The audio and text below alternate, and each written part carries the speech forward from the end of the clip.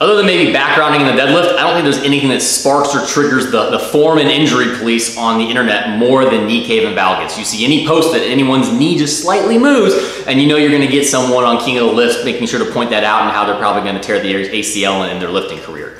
I've had this topic on my to-do list for a while, but I moved it to the forefront and wanted to get it in this week, mainly because of what I just mentioned. It seems just to be a very hot topic online, especially on Instagram. But also there was if you follow my Instagram, you saw my story, I kind of was triggered by Squat University and their continued posts of how they always want to go about knee cave and knee valgus as this thing that can significantly cause injury, and how any deviation of the knee tracking is not optimal, and how put a hip circle on and you'll fix it.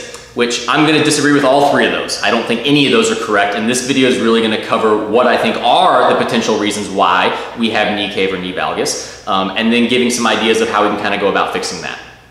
Two things I want to cover based on experience with knee cave is, first, of all the technical breakdowns, knee cave is probably the one I see least correlated with injury. I actually can't think of any athletes I've coached that had some form of knee cave or valgus that really had any issues from it. And while technique doesn't cause injury, and that's a whole nother subject, there are some deviations I see that are typically more correlated with possible issues arising, but knee cave just doesn't seem to rarely cause issues. And maybe that's partially because more of my athletes don't have excessive knee cave, I don't know, but within that, I don't see that as a large contribute to injury risk. And as I'll discuss further within this video, a lot of the issues we see with knee cave is just the body doing its job. aka the adductors. They are going to internally rotate those femurs, and depending on position and a lot of different factors, there's a good chance the adductors are just doing their job, and this is going to be a completely normal deviation from what we think is normal, and is not some injury risk or non-optimal form deviation as some Instagram posts and popular people like Squat U might be trying to say. It's more of just exactly what we need to do.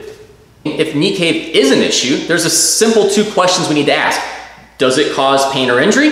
Does it cause a noticeable decrease in force production and strength? If it's no to both of those issues, it's probably not that big of an issue. That's really something we can ask for every form deviation we see. Does it cause pain or injury? Does it cause strength loss? If no, it may not be to the extent that we really need to overthink and worry about it. So that's one of the primary things to think about through all of these things, is we're looking at each one of these issues. Maybe we need to fix it, but if you're answering both of those issues, no, it doesn't cause pain, no, it does cause injury, I wouldn't put this as some massive priority that you have to fix or else you can't squat properly. And the second thing I see from experience is that weak glutes are constantly being pinned as the main cause of any type of knee cave or valgus. Like, that's the only reason, and that's what people will be saying. That's actually probably the least common reason I see. I think I have one lifter, and we're actually going to cover that example later on, that actually had a weak glute issue that needed to be fixed to help with his knee valgus. Other than that, that's probably the least common thing I see. And within that, one of the biggest things I can tell you is even if you have weak glutes, a hip circle isn't fixing it. And I'm going to cover that in detail later on.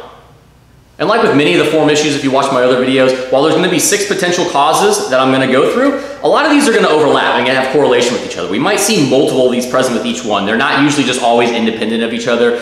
So just understand, just because I cover one issue doesn't mean that you might not see multiple things within the same exact squat form that are kind of all leading to kind of this internal rotation or this knee cave that we're seeing present. So within this video, I've kind of already alluded to it. I'm going to go over the 6 causes I see with knee cave and the why behind it. What I'm not going to do as much is really go about the fixes, because if you've watched any of my other videos, I've actually covered every single fix that I'm going to go through that I'm going to potentially recommend within this video. So what I'm going to do throughout this, rather than making this a 2-hour video and including the fixes, for each one of the causes, I'm going to list which video you should probably go watch. That's going to break down exactly what you need to do to be able to fix that potential issue. But really what I want to do is, like I said, is I want to cover the whys, because if we don't know why, we don't know the how. So we need to understand the understanding of the why behind the breakdown in mechanics, so that we know how we can fix it. So within that, like I said, I'm going to link everything below. You can check those out if you already haven't, but hopefully that's going to kind of give you the ability to be able to kind of to get to this video and the understanding of the potential whys, and then for you individually not have to look at every single fix, just be able to be directed to the fix that's more directed towards you. So what are the 6 potential causes? Number 1, our adductors are just doing their job, and that goes back to what we're going to talk about a lot within this video of this is just going to be normal deviation. Number 2, we're going to see some type of possible knee cave or valgus due to foot pressure changes. Number 3 is driving the knees out too far. If we drive them out too far to begin with, They're gonna have to come back in once the adductors do the work they're supposed to. Number 4 is if we shift into a hip and we see some type of hip shift. I'm gonna break down the mechanical analysis of kind of why that would then cause knee cave, because we actually, from a shift, we might see both knees cave for different reasons, but that hip shift can cause some type of change in distribution of kind of how we're tensioning both adductors. 5th, our pelvic orientation plays a role, because how we orient our pelvis is going to change the lengthening and shortening of our anterior muscles and our posterior muscles, and both hip extensors within the adductors, glutes, and hamstrings, all 3 of them, and how they're going to be affected throughout the movement of the squat. And lastly, and I put it last because it's the least common reason I see, is weak glutes. But it is a reason. We very well could have weak glutes, but I'll describe a little bit more once we get to it. A lot of times I don't see it's weak glutes. I see it's weak positioning of the glutes and putting them in a position where they can't be strong. And then lastly in this video, I'm gonna make sure for each one of these 6 causes, I've got an example of each one of my lifters, a real life example we're gonna go through, so you can kind of see what it looks like. So not only am I gonna kind of explain it and kind of demonstrate, I want to be able to show you in a real life example with heavy loaded weighted squats of what that's gonna look like and what I'm looking for with that breakdown to kind of identify those potential causes so we know what we're looking for.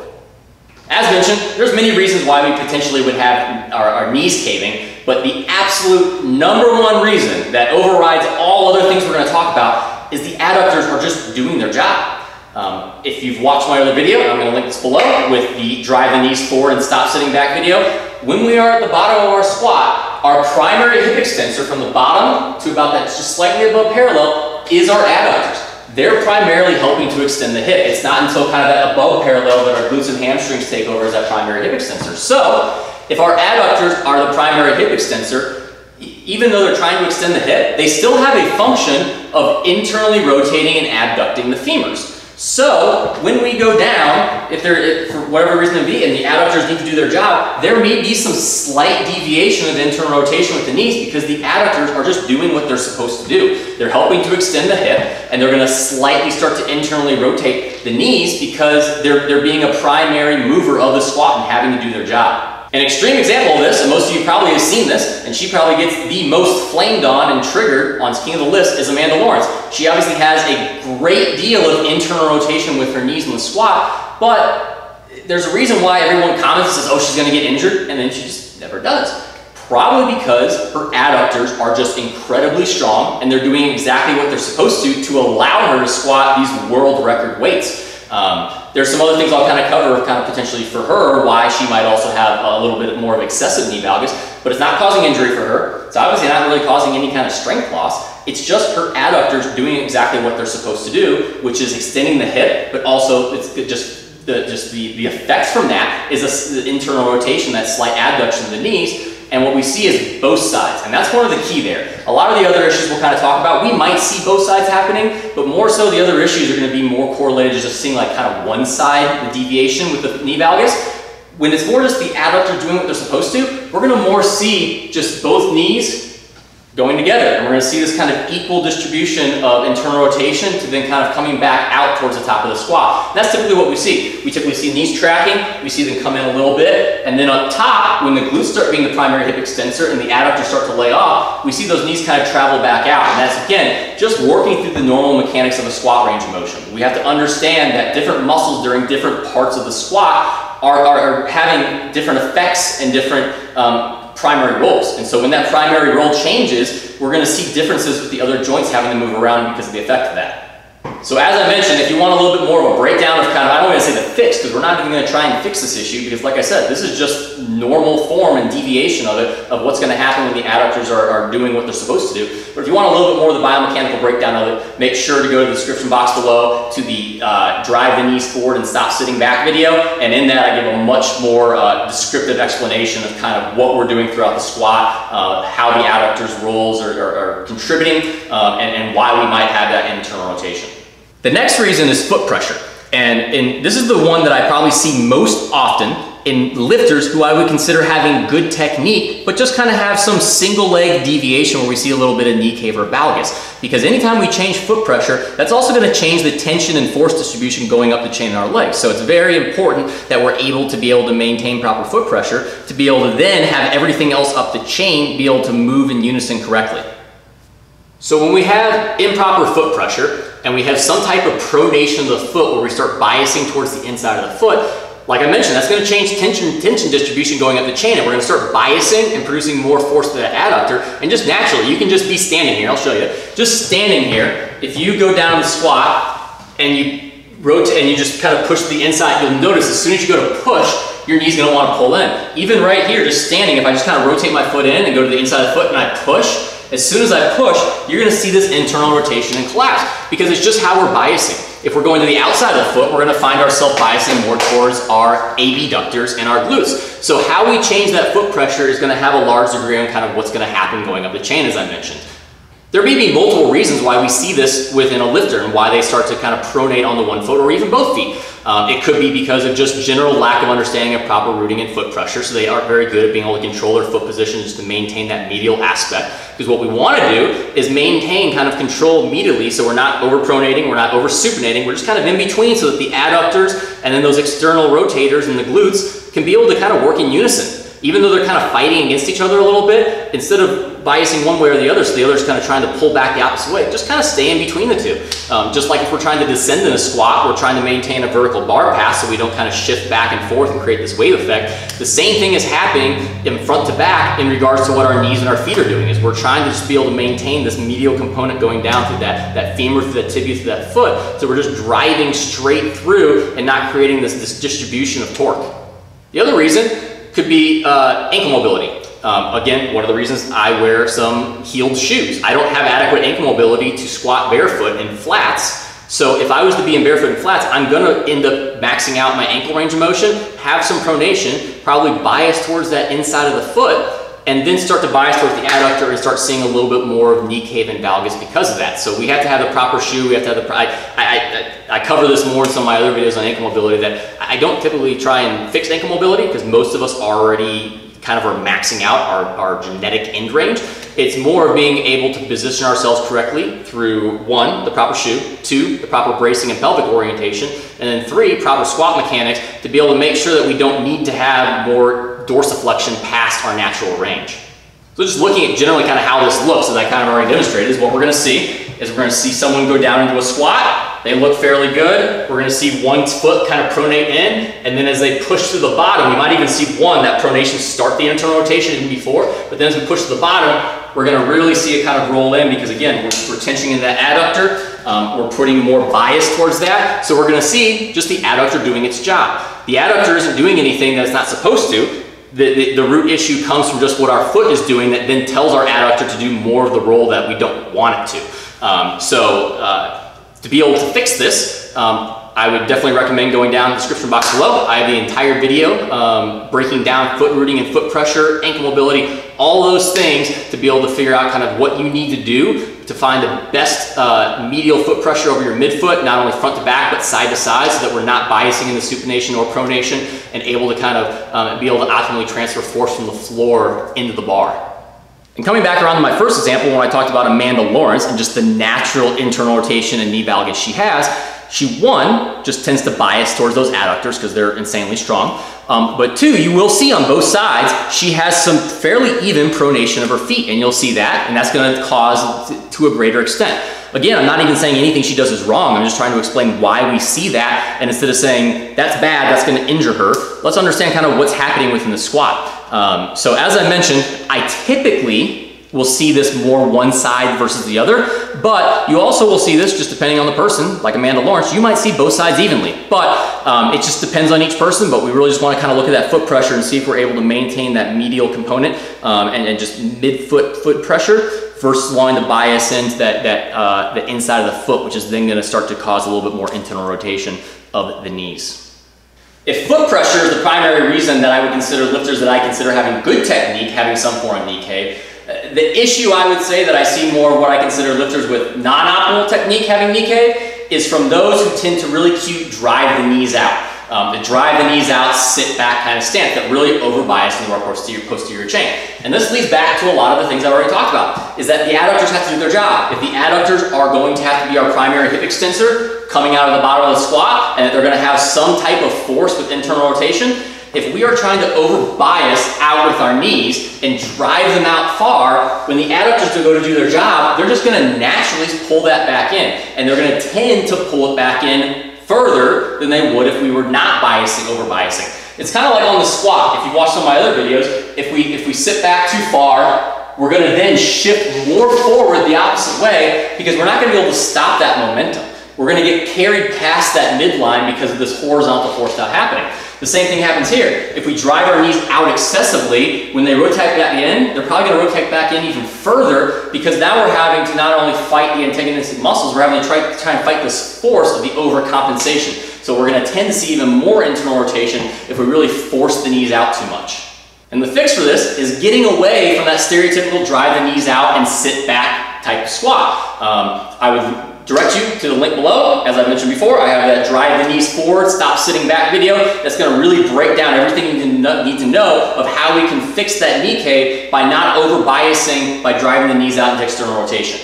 The second possible thing that goes within the same issue is maybe you're not trying to overly drive the knees out, but maybe you just have a wider than optimal stance. Maybe you have a wider stance, and if your knees to track with your feet, your knees are going to have to be out a little bit further, but that's too wide in sense for what your biomechanics or just natural optimal stance would be. And so just from that, we're going to see those knees kind of come in. And it's not necessarily that we're having form breakdown, it's just the muscles having to do what they need to do. If we're biasing too far by a wide stance to those abductors and those glutes, as we come up, the adductors are going to do their job to kind of extend the hip and pull those femurs in. If your stance is too wide, it's simply just finding a more optimal stance for you. And so we need to find a better way to be able to figure out where's your optimal stance in regards to not over biasing to the external rotators, but also not over biasing to the internal rotators. There's also a thing, it's too narrow. Everyone typically has more of kind of an optimal stance of where they're going to be the most balanced between those muscles, so they're not as antagonistic against each other, but they more kind of work with each other to help produce the best squat and the best force output. So a couple of videos down below and a post I have that are going to kind of cover the fixes for it is one, the squat, drive the knees forward and don't sit back video. It's going to be able to cover this issue as well. The foot rooting video I kind of cover stance width a little bit, and I'm also going to include an Instagram post of a lifter I've had, kind of where we had a little bit too wide of a stance, and what you can see we did with bringing his stance in a bit and kind of the effect from that, and how we can see the changes where his tibia and his femurs are able to stack more vertically over his foot rather than wanting to internally rotate in as he goes through the concentric phase of the squat. The next potential cause could be the effect from a hip shift. And while some of these other ones we're talking about, you may have potentially heard about being associated with knee valgus, I think one that's a little less associated with it and talked about is how a hip shift then can potentially create one of two effects when it comes to a hip or comes to knee valgus. And if we bias towards one side, it can actually cause that side to cave, or it can cause the other side to cave just based off of what we then do as we're coming up. And so we're going to cover both of those, but the biggest thing to understand is just anytime we shift our hips, you can just do the standing. As you shift, you can feel a distribution change leg to leg, and that's exactly what's happening as we squat. So the first example of what might potentially happen on a hip shift is if I'm going to bias to my right side, if we shift into our right side, and then as we come up, we shift back to neutral, what tends to happen is that right knee comes with. Because what we have to understand is if we're sitting into that right knee, we're into more internal rotation, biasing more into that adductor. And so that adductor is shortened more versus this left one's lengthened more. If we shift back up, to keep that knee from coming in, that adductor would have to actively lengthen while it's trying to extend the hip, which if you just think about that, that doesn't make any sense. It's not going to happen. So that adductor is going to stay in that same position, if not continue to work on extending the hip. So if we shift back, that's going to come with us and create that right side knee valgus. The second thing that could happen is, let's go with the same example that we shift into that right hip. So we're going down, we shift into that right hip, but this time we stay biased to the right side and we don't start to shift back to neutral. You have to understand that we're effectively, if this is our stance width and we're neutral, there's an effective distance of our femurs compared to our midline. If we're shifted over, that's changing this one to be in a sense a narrower stance and this left side to being a wider stance. So we might see the same things I've already talked about, is that if we continue to bias here, this adductor might have to internally rotate because now it's in a wider stance position effective to our midline, and we're going to see that adductor kind of pull it in. So the hip shift can cause both knees to shift, but in different ways, just due to how we start to come up out of the bottom. If we stay biased to that side, or we start to shift back to midline, that's going to change possibly which knee is going to come with and cave in. To be able to fix this issue, I'm going to put in the description box below my video that covers everything hip shift and all the possible reasons for hip shift, because it's not just as simple as we're shifting to one side. There's a lot of possible reasons, just like there's a lot of possible reasons for knee cave. So if you are struggling with hip shift then causing knee cave, make sure to give that video a watch. That'll hopefully give you some insight of kind of what you need to do to fix. The fifth potential cause is our pelvic orientation. And what the pelvic orientation does is that's changing muscle lengths of our anterior versus posterior muscles. So if we are anteriorly rotated, that is shortening the adductors and lengthening the glutes and the hamstrings. If we're posteriorly rotated, shortening the adductors, or lengthening the adductors and shortening the glutes and the hamstrings. So when we do that, we're then changing the effective strength of those muscles in those positions, because at different muscle lengths, muscles are either weaker or stronger. And they're also going to affect kind of how we position throughout the movement. Within the squat, we don't tend to overly posteriorly rotate. That's more possibly a deadlift issue. On the squat, the common issue we always see is that anterior rotation, which is shortening the adductors, lengthening the glutes and the hamstrings. And you can just standing here, go ahead and do that, and then try and drive the knees out. It's kind of awkward and hard to do. You can't really do it. If I posteriorly rotate, my knees can go further out because I'm able to, one, it's changing the pelvic orientation of what my hip capsule is doing, but two, it's able to lengthen those. If those adductors are shortened, it's going to be hard to stretch those since they're already contracted down.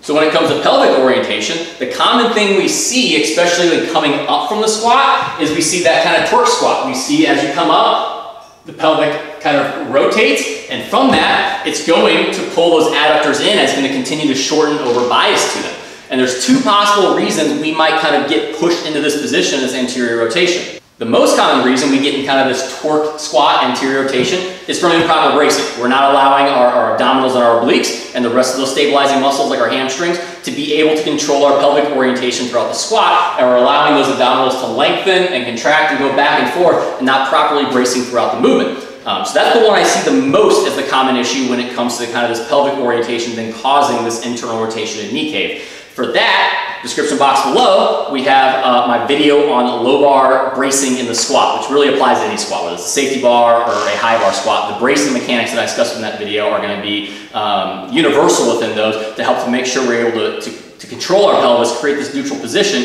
and not have this over bias towards our adductors or over bias towards our glutes and our hamstrings. And the second reason we might possibly see this anterior tilt coming out of the hole is because of weak glutes. And that's a little less common, but that's where we're going to get into our next point of how the typical weak glutes that's always deemed or always considered the root cause of knee cave, how that actually could be the cause of knee cave.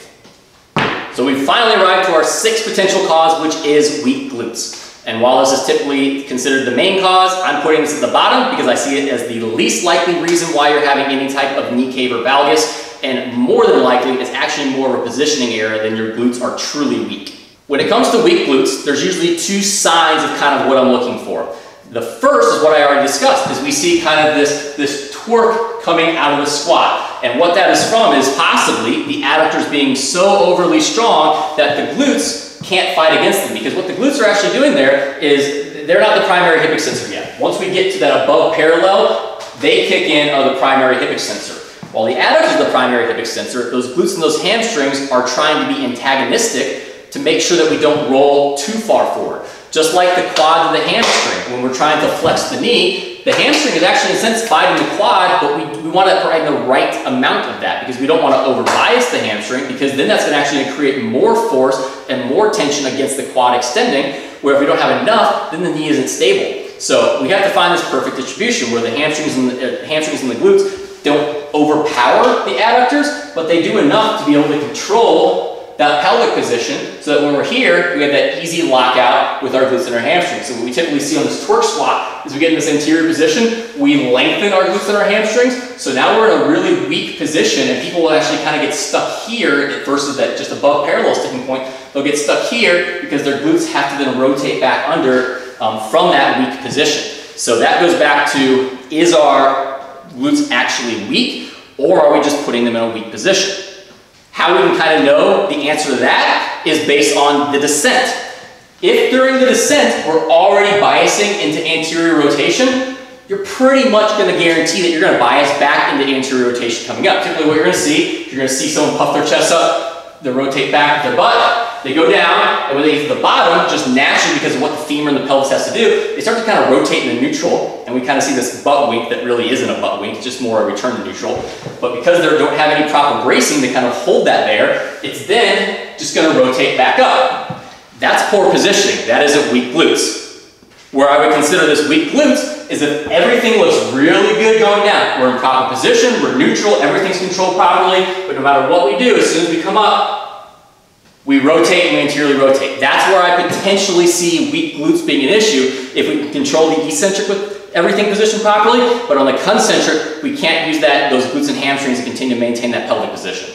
The second thing I see, if we possibly have the issue of weak glutes, is what happens is we actually look pretty good for the majority of the squat until we get about to that point where we transition from the adductors being the primary hip extensor to the glutes being the primary hip extensor. And that transition, a lot of times, is kind of where we see the sticking point of most people on their squat. And what we might see if someone has a weak glute, because it could be, I usually see more of one side being weak than the glutes as a whole being weak, is what we'll typically see is we'll get about right here, we'll see a knee cave in, come back out, and then back up. It's not, and that's different than the immediate you usually see. What most of us are talking about is right out of the hole we see this internal rotation. Versus here with weak glutes, we're going to see everything look good until that transition period, and then we're going to see that adductor pull that in because the glute isn't strong enough to hold that position as it transfers into hip extension, and then it's going to come back out at the top. So let's say your glutes actually are weak and you're having these issues because you have one glute or both glutes fairly weak and they're not able to control in the manner they're supposed to. What should we do? What I'm going to present is that a hip circle isn't fixing anything still. Even if you do have weak glutes, the hip circle isn't going to be the fix. Unless you are possibly just like you're working with general population clients who are very strong and they have very weak abductors and glutes, then potentially that could help a little bit. But I'm going to use the example in a little bit. I'm going to show you my real life example of this issue with my lifter, Rob. Rob squats 700 pounds. In the grand scheme of things, his glutes are not weak. They are stronger than probably 95% of people watching this video. It's just that his left glute is weak in the sense of the capacity of what he needs to squat 700 pounds. And what you're going to see is as he comes up, we're going to see a slight valgus in and out during that kind of transition period. And so for him, hip circle probably isn't doing anything. That's not going to even be fatiguing. It's just going to be almost annoying because he's going to have to, I mean, he's going to have to do such high reps and it's just not going to be very beneficial for him. And so one, it's not going to strengthen. And then two, what that hip circle is going to teach you is to drive your knees out against it. And what have I already mentioned? If you continually want to drive your knees out, the knees are going to have to come back in naturally. So it starts to create this internal cueing that's going to create this, maybe even if it does fix the issue of your glutes, it's now going to create the issue of you wanting to drive your knees out too much. So hip circle isn't the fix.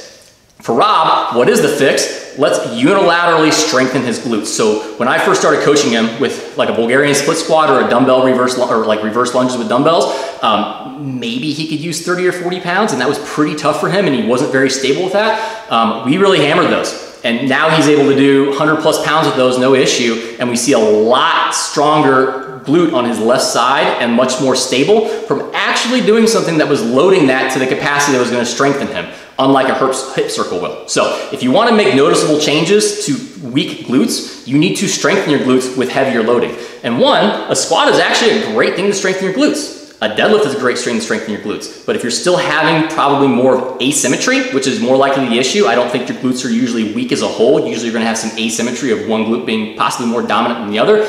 That's where unilateral work is going to really come in handy so we can overload one side or the other to try and kind of catch that weak side up to the strong side. So since we've covered the 6 potential reasons why that you might be having some type of knee cave or knee valgus and kind of giving you some references of where to go for how to fix that, let's take a look at some real life examples. So I've got 6 of my lifters. We're going to go through each one and each one displays what we've talked about already so you can kind of see exactly what we're looking for so you can have a little bit more of a clear description of exactly what's going on. So let's go ahead and check those out. So first up here we have Peyton. And we're just going to watch this video in full time and then be able to go through it and describe what we're seeing.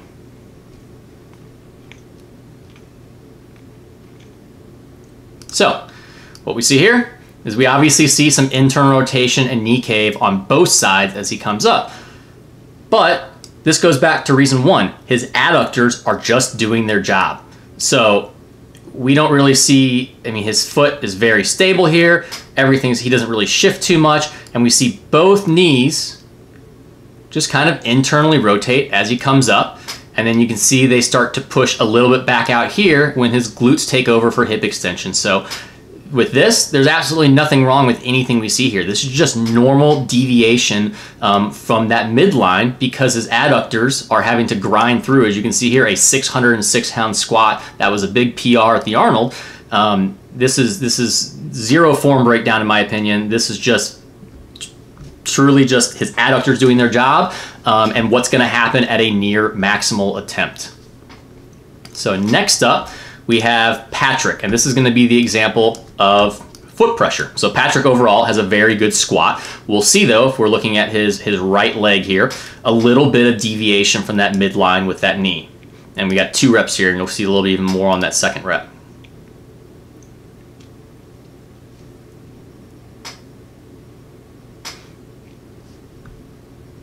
So overall, really good. That's a 617-pound double. He has never had any pain from this. He really doesn't experience any strength loss from it.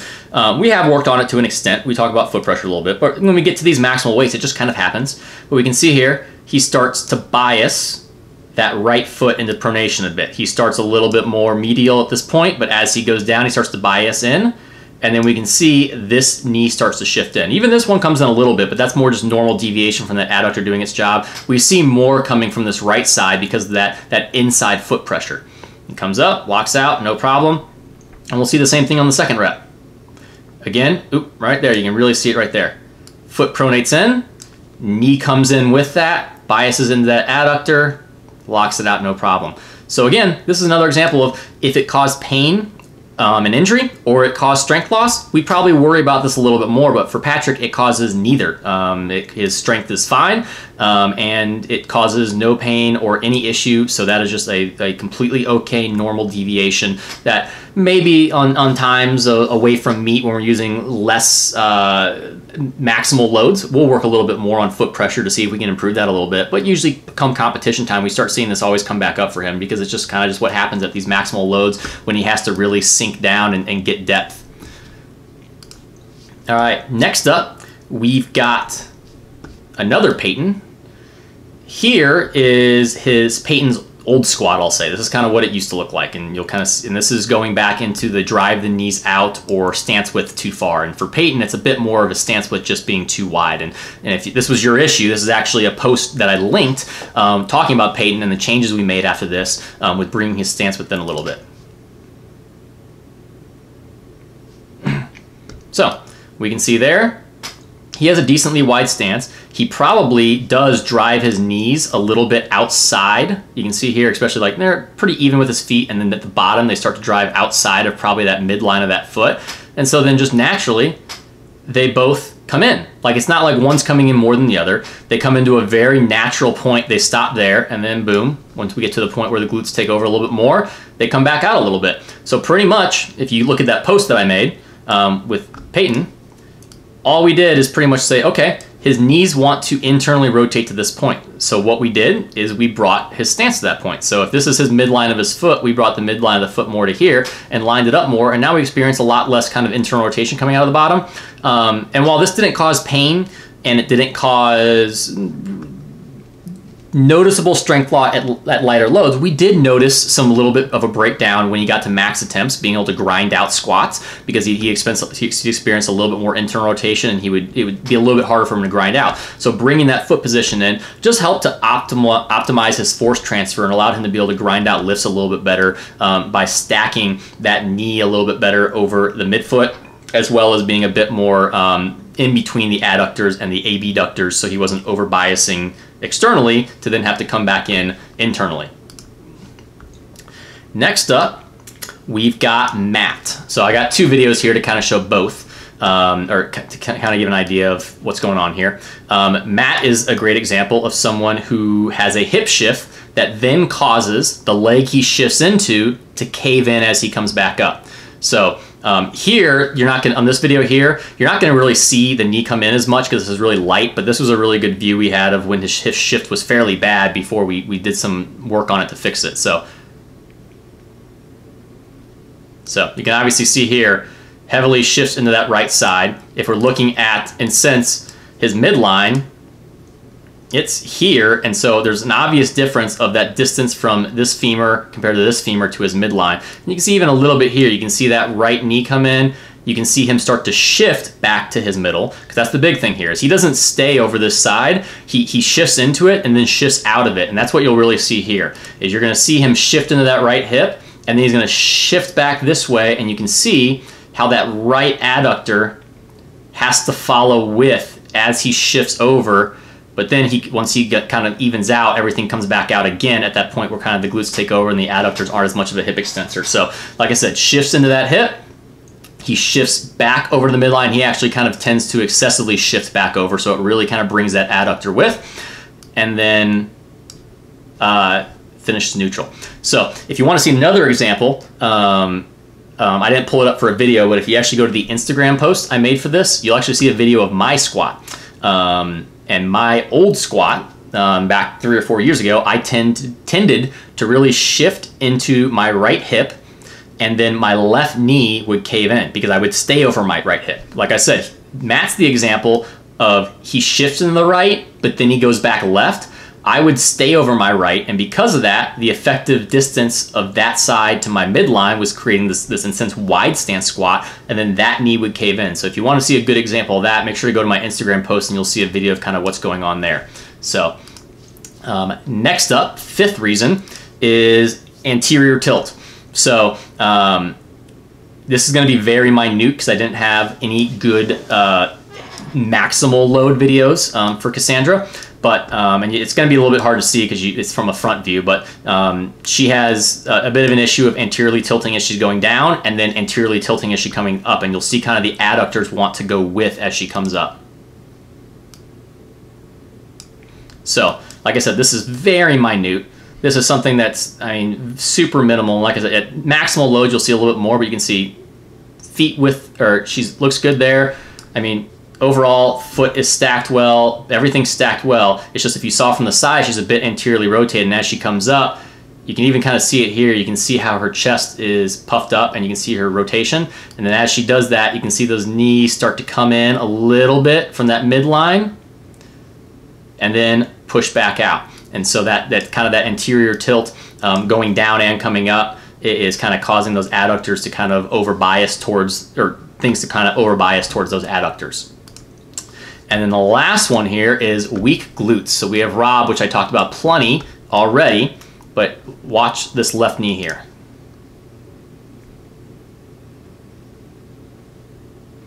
So he looks actually really stable going down. I can tell you from the side, good bracing. We can see here, I mean, for the most part, when he hits that bottom position, let me get this to pause. When he hits that bottom position, things are stacked well here. He's actually good coming up, good, good, good. Boom, once he kind of gets to that transition point where it's a little bit more glutes, it caves in because that adductor kind of over biases, because he's had, to give you some background, he's had issues with that left glute for like, he's 6-7 years. It's been a very long time. He's continually had issues with that left glute.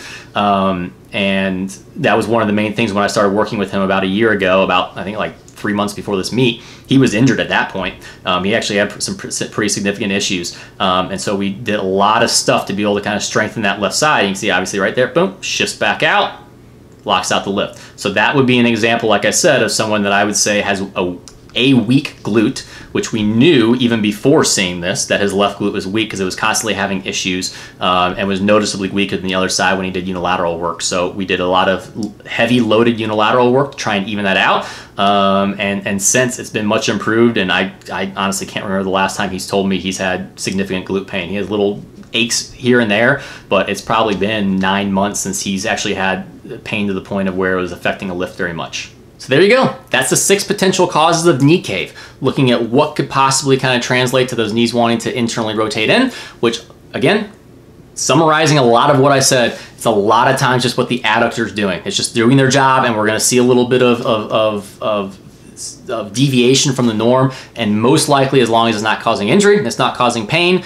it's not causing any type of notable strength loss, which again, I kind of mentioned with Peyton in the example when he drives the knees too far out. A lot of times we don't notice that until maximal attempts. We find that we can't grind out max attempts near as well. We look really, really good, and then boom, we put 100% on the bar, and we start to be able to, we go from like looking like RPE 7 to RPE 11. So it is something that warrants attention. I'm not gonna say I ignore that by any means. I'm making this video because it's something that we very much need to fix if it's gonna help us to produce better force. But at the same time, we need to understand what is the root cause and be able to address it properly. So like I've said throughout the video, we got a lot of videos and posts down below for how to be able to work on these things depending on your specific issue. And if you have any questions in particular, make sure to feel free to comment below, ask me whatever you'd like, but also make sure to subscribe, like this video, share it, let the powerlifting world know this knowledge so that we can be able to debunk the myth of weak glutes and hip circles, fixing hip shift, and be able to actually have an understanding of what they're not, have an understanding of what causes knee cave, not hip shift per se. Be able to debunk the issue of what causes knee cave and be able to inform people of properly how to be able to fix that. So hope you guys have a great day, and we'll talk to you later.